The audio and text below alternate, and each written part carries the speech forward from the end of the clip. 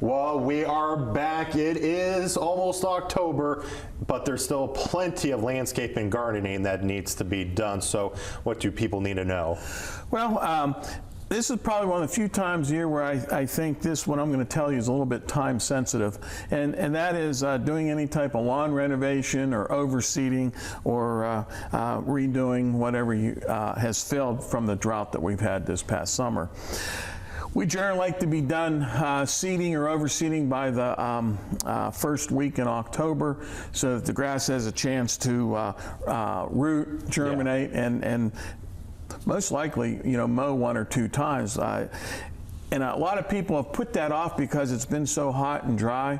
Well, you really shouldn't think that way. The seed can just lay there dormant until, the weather changes. Look how quick it's changed. Yeah, look at the rain we have forecast this week and also the cooler weather coming. Our weather has really changed. Correct, because a lot of your seeds that are used anymore take 2 to 3 weeks to germinate and fill in. So think about that. So you wait till the first week in October, and it takes 2 to 3 weeks for that little tiny seed to germinate and start growing. That pushes you way, the end of October. Then we start thinking about some heavy freezes, which can cause some damage if that would ever occur. So with that all being said, think about that right now. You still got some good opportunity to do that. If your lawn's kind of in between, maybe sneak in a little bit of what we call winterizer fertilizer to develop some strong roots to carry you through the winter.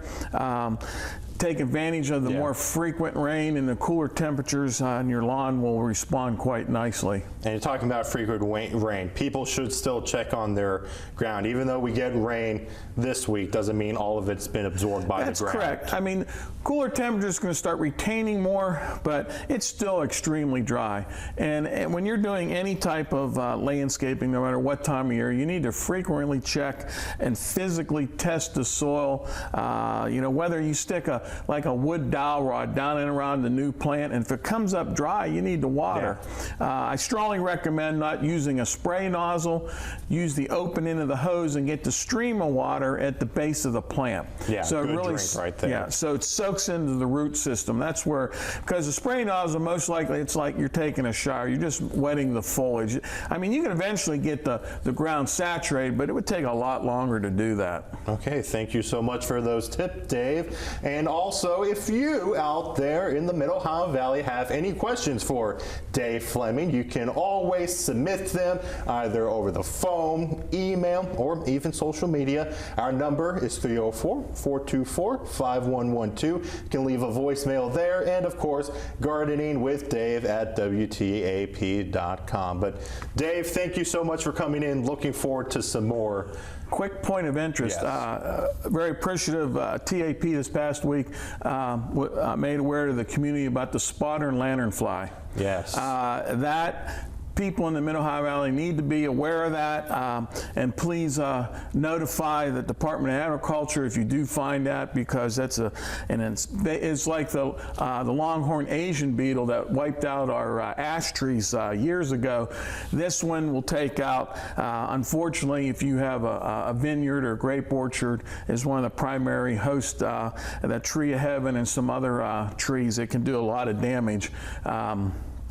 Don't know what the recommended treatment is. Trying to get rid of that tree of heaven is one, but once it's in the area, you need to be very aware of it. It's a very peculiar looking insect. You'll notice that it's definitely different, very colorful, very large right now.